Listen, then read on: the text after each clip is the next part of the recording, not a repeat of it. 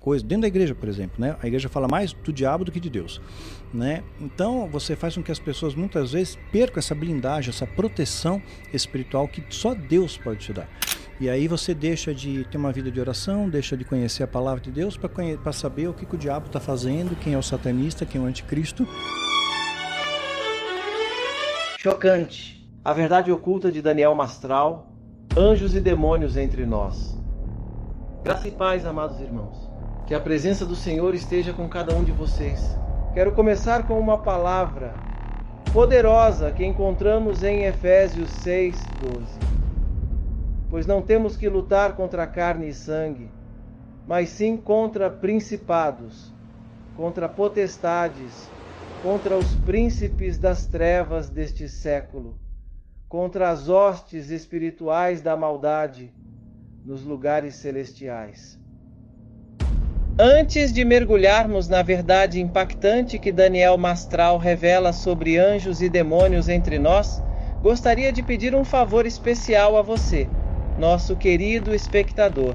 Se esses vídeos têm edificado a sua vida e você deseja continuar acompanhando mensagens como esta, inscreva-se no canal, ative o sininho para receber todas as notificações e deixe seu like. Isso nos ajuda a alcançar ainda mais vidas com a palavra de Deus. E não se esqueça de conferir o link para o nosso grupo de oração fixado nos comentários. Estou ansioso para ler o seu comentário e ver como esta mensagem tocou o seu coração. Sua participação é essencial para podermos continuar trazendo conteúdos inspiradores e edificantes para todos vocês. O tema de hoje é um dos mais impressionantes e enigmáticos que já trouxemos ao canal. Chocante! A verdade oculta de Daniel Mastral. Anjos e demônios entre nós. Daniel Mastral nos revela um mundo espiritual de batalhas intensas, onde forças angelicais e demoníacas atuam ao nosso redor. São realidades invisíveis, mas com impacto direto na nossa vida, família e nações. Prepare-se para uma reflexão que pode mudar sua percepção do mundo. No seu testemunho e estudos, Daniel Mastral mergulha em uma verdade que muitos preferem ignorar. Anjos e demônios não são apenas figuras simbólicas, mas agentes reais do bem e do mal, em constante combate. Esse confronto espiritual afeta decisões, pensamentos e até mesmo o curso de eventos na história humana. Se você já sentiu que algo maior está em jogo na sua vida, saiba que essa batalha espiritual é real e ativa. Vivemos tempos de crises e incertezas e muitos estão buscando respostas. Mastral revela que essas respostas estão, muitas vezes, no mundo espiritual, onde os anjos de Deus trabalham em nosso favor, enquanto as forças das trevas tentam minar nossa fé e esperança. Entender essa dimensão é fundamental para não cairmos nas armadilhas e ilusões que o inimigo coloca em nosso caminho diariamente. Por isso é crucial que sejamos vigilantes e munidos da verdade da palavra. Daniel Mastral nos alerta sobre a importância da oração e da proteção divina nesse contexto. Estejamos atentos e em constante comunhão com Deus, sabendo que Ele enviou seus anjos para nos guardar e fortalecer. Espero que esta mensagem fortaleça sua fé e inspire você a buscar mais intimidade com o Senhor, pois vivemos em uma realidade espiritual que não podemos ignorar. Sem mais delongas, queridos irmãos e irmãs, vamos ao vídeo. Prepare-se para abrir os olhos para uma realidade espiritual que talvez nunca tenha imaginado. Que o Espírito Santo conduza cada palavra e que esta mensagem toque o seu coração. Vamos juntos! De terror, né? Tipo, sei lá, cair alguma coisa, é igual você tá falando mesmo, piscar a luz, um móvel cair. Isso são coisas que podem ser provocadas por demônios? Pode, em casos pontuais pode. Mas em pode. Que propósito? Simplesmente de assustar a pessoa? Claro, ele quer te intimidar. Se você vibrar na frequência do medo, ele está no campo dele. Você tem medo, a Bíblia diz que você não tem que ter medo, maior que ele que está em nós que aquele que está no mundo. Sim. Né? O próprio livro de Apocalipse, né? Já discutindo tudo que vai acontecer e já começa com uma bem-aventurança. Bem-aventurado aquele que lê, que ouve, que guarda esses preceitos. Né? Então, não é a Bíblia em momento algum tenha medo do diabo. O medo faz parte da natureza humana, é preservação, mas você não pode viver no medo. Então você vai passar por desertos, vai passar por vale da sombra da morte, vai passar por tempestade, por aflições, né? Mas são passagens, são períodos, essa vida tudo passa. As coisas boas passam, então aproveita, né? As coisas ruins também vão passar. Então, dois fatores, né? Tem o lado que a pessoa pode ter sim uma visão, né? A Bíblia chancela isso, e tem casos que a pessoa pode estar tendo um delírio. Não é, ela não está tendo uma visão, ela está tendo um delírio ali que não tem conexão nenhuma. Né? E quando você dá muita ênfase ao diabo, isso é uma estratégia, isso é doutrina satânica. Dá muita ênfase para o diabo, determinado coisa, dentro da igreja, por exemplo, né? A igreja fala mais do diabo do que de Deus, né? Então você faz com que as pessoas muitas vezes percam essa blindagem, essa proteção espiritual que só Deus pode te dar. E aí você deixa de ter uma vida de oração, deixa de conhecer a palavra de Deus para saber o que o diabo está fazendo, quem é o satanista, quem é o anticristo, né? E o que é mais importante é você saber quem é Cristo na sua vida, né? E o Cristo, o Messias, ele veio trazer uma mensagem simples de amor, né? Amar a Deus e amar ao próximo como a ti mesmo. E esse amor está muito maculado, o amor realmente tem se esfriado, inclusive dentro da igreja. Entendi. Mas, por exemplo, é possível que a pessoa veja um demônio? Pode ver um demônio? Pode acontecer. Se Deus permitir. E isso tem a ver com o demônio, tem a ver com ela, tem a ver com Deus, às vezes Deus pode ter, a Bíblia fala que nos dá dons, o Espírito Santo dá dons. Um desses dons é discernimento de espíritos. Então você pode sim pode ver uma entidade, saber que aquilo está causando uma interferência na sua vida, e aquilo ali é com a permissão de Deus para trazer uma libertação para você, né? Então, desse lado. Agora, no lado do satanismo, quando você faz aliança com eles, essas entidades aparecem com mais frequência diante de você. Então isso que fascina. O diabo ele gosta de persuadir, de enganar. Ele é especialista nessa arte do engano, né? Do ilusionismo, né? É muito bom nisso. Você já teve experiências metafísicas de ver demônios, anjos? Sim. Pontual. Como é que né? foi? Não é o tempo inteiro. Conta de pra demônio, gente, assim. A gente imagina demônio com um chifre, né? Tridente. Isso aí surgiu na Idade Média. Começaram a fazer esses desenhos, mas antes, bem no início, né? Até no início da era cristã, a ideia que se tinha do demônio era simplesmente de um anjo caído. Você vê gravuras daquela época, simplesmente um anjo caído, né? Mas não tinha chifre, nada disso. Isso veio posteriormente. Então ele aparece de forma humana, né?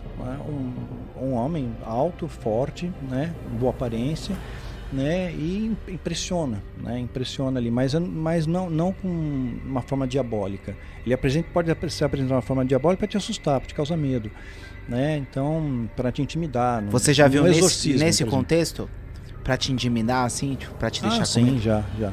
É a primeira vez que eu estava no satanismo, que eu invoquei uma entidade, a entidade apareceu, ela não apareceu sorrindo para mim, né? Apareceu meio carrancudo, assim, né? Então, para mim causar aquele impacto, puxa vida, que entidade poderosa que está aqui, eu tenho que respeitar essa entidade, tenho que respeitar esse bicho aí. Ele diz que está do meu lado, mas eu tenho que respeitar ele. Então ele mostra aquilo para mostrar um pseudo-poder. Anjo, né? também, você já viu? Sim. Aí não tem nem comparação, né? Tem comparação. E na hora você sabe que é um anjo? Sim, não tem como você não saber, porque ele vem carregado de uma energia de amor, uma energia positiva, de luz, né? Te acolhe, te abraça, né? Então é diferente. Você não vê na Bíblia nenhum personagem, quando tem a visão de ver um anjo, Daniel quando vê o anjo, por exemplo, Daniel capítulo 10, ele descreve a forma angelical, ele não estava numa forma humana, como apareceu para Abraão, para Ló, né? Então uma forma angelical. E você vê ele ali, não mostra em momento algum ele tendo dúvida de que era um anjo. Ele sabe, é um anjo de Deus. Deus mandou.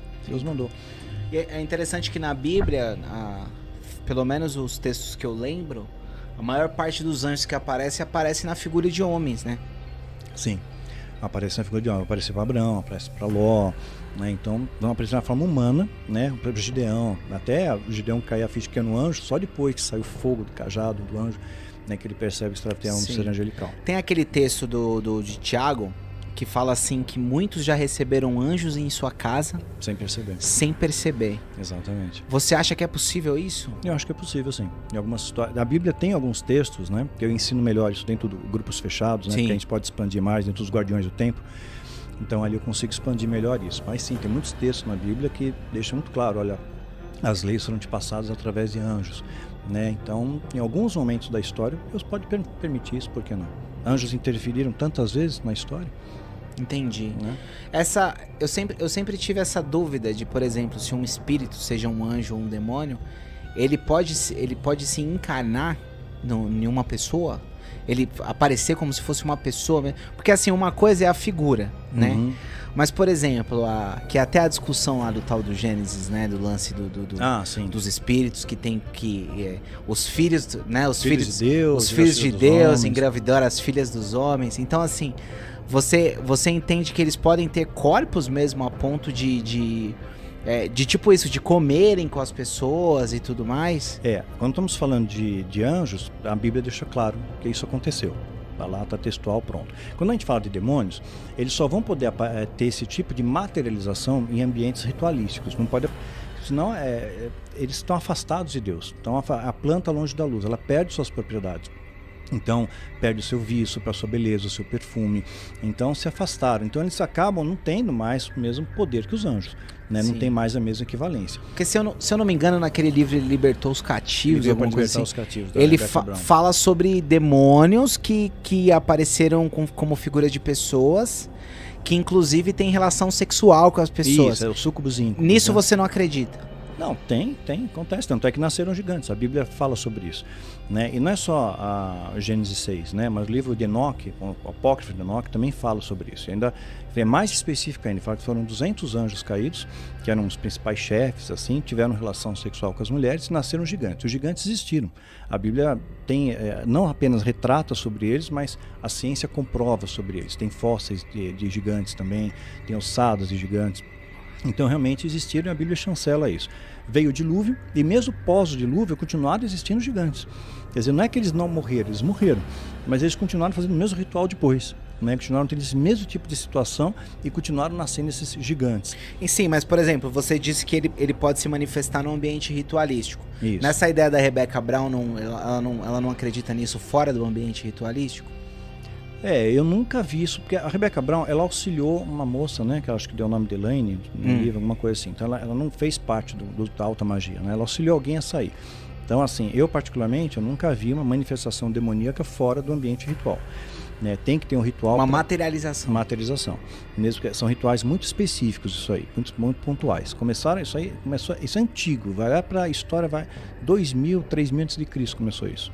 Né, desde a época dos acádios, né, sumérios, acádios, babilônios, começaram a surgir esse sistema de rituais. Entendi. E nesses rituais, sim, materializavam e tinham relação com as mulheres. Mas já o dos anjos, se a gente for pensar nesse livro de Tiago, é possível, né?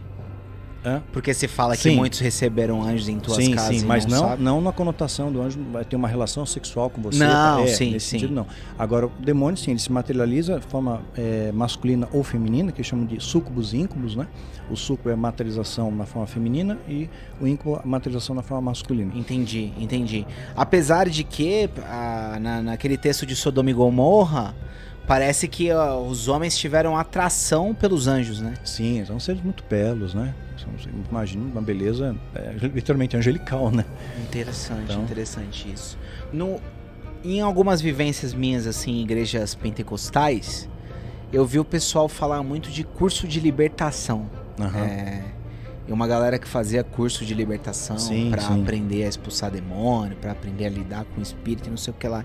Você acha que faz sentido esses cursos? É um conteúdo legal ou pode ser uma coisa que não é tão bacana? Porque assim, nós tivemos uma influência, né, que veio dos Estados Unidos para cá. A gente importou essa ideia de batalha espiritual, ela existe, mas aí sobrepujaram a batalha espiritual e colocaram essa questão da libertação, maldição hereditária, quebra de vínculos, quebra de maldições, desligamento de almas, e tudo isso é doutrina humana, não tem isso na palavra de Deus, não tem chancela, não tem nada para sustentar isso. Você não vê Moisés que cresceu no Egito, berço do satanismo lá, primitivo, de repente ele precisava de um ritual de libertação. Moisés não fez. Sim. Você vê José também. Os apóstolos.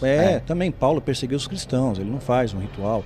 Né? Jesus com a mulher adúltera lá, ele fala, olha, cadê teus acusadores? Tem nenhum aqui. Ele não faz. Agora vamos fazer o desligamento de alma de todo mundo que você saiu, né? Vamos quebrar as maldições. Não tem isso. Né? Então, Jesus você acha que é meio furada, então? Durante um período, né, eu acho que as pessoas até buscavam de coração, porque Deus está vendo o seu coração, né? Então, pode entrar na multiforme graça de Deus. Para mim, esse processo, esse modelo de libertação, falando de mim. Funcionou bem, né? Porque eu era uma página em branco, me converti e rapidamente um grupo, né, que trabalhava com libertação chamou, a gente vai te ajudar nesse processo de libertação. Como eu vinha de um sistema totalmente ritualístico, o ritual de libertação me fez entender, né, o mover de Deus. Hoje eu vejo de uma maneira muito mais madura, né? Madura na fé. É que nem Richard Bach fala, né? Que escreveu Fernão Capelo Gaivota, né? Vê mais longe a gaivota que voa mais alto. Então, você vai estudando, você vai aprendendo, puxa, é mais simples, o evangelho é muito simples, cara. Aí o homem complicou pra caramba, né? E aí as pessoas acham que aquilo é inatingível, né? Por exemplo, você vai na igreja e olha a libertação, por exemplo. Você vai doente, uma pessoa está enferma, puxa, eu não fui curado. Não fui curado, aí o pastor vai dizer o quê? Faltou fé, você tem brecha, você tem legalidade, joga a culpa para você. Mas a Bíblia diz que nem sempre Deus cura. Eliseu recebeu porção dobrada de Elias, ele morreu da doença que ele tinha, está escrito na Bíblia. Deus não curou Eliseu, mesmo ele ressuscitando do defunto, não curou ele. Um lenço de Paulo curava o enfermo, um lenço, ele não vendia o lenço, né? É importante pontuar isso, né? Sem comércio, lenço ungido, né? Aí, mas não serviu para o espinho na carne dele. Nem para curar a quem ele tinha como filho, Timóteo. Que problema de estômago, múltiplas enfermidades, deixou Trófimo doente Mileto. Então nem sempre Deus cura, né? Isso não quer dizer que você é imerecedor. Aquilo tem algum propósito que a gente não conhece, que vai saber na eternidade. Por isso que a Bíblia diz em tudo dá graças. Essa é a parte mais difícil, né? Você agradecer. Eu sou o profeta pastor Marconi Silva e quero convidá-lo a dar uma olhada nos comentários fixados. Lá você encontrará o link para o nosso grupo de oração. Esse grupo é um espaço especial onde você pode participar de nossas campanhas de fé e compartilhar testemunhos impactantes com outros irmãos e irmãs. É uma chance para você e sua família fortalecerem seus laços espirituais, unidos em oração e em busca da presença de Deus. A palavra de Deus nos ensina em Mateus 18:20, porque onde 2 ou 3 se reunirem em meu nome, ali eu estou no meio deles. Fazer parte de um grupo de oração é uma maneira poderosa de fortalecer sua fé e de estar cercado de pessoas que também acreditam no poder transformador do Senhor. Cada testemunho compartilhado pode ser uma inspiração, e cada oração feita em unidade gera um grande impacto no mundo espiritual. Portanto, permaneça firme e conectado na sua caminhada de fé. Continue buscando a presença de Deus e se fortalecendo na oração. Que este seja apenas o começo de grandes coisas na sua vida. Até o próximo vídeo. Que a graça e a paz do Senhor estejam sempre com você e sua família, cobrindo-os de bênçãos e proteção divina.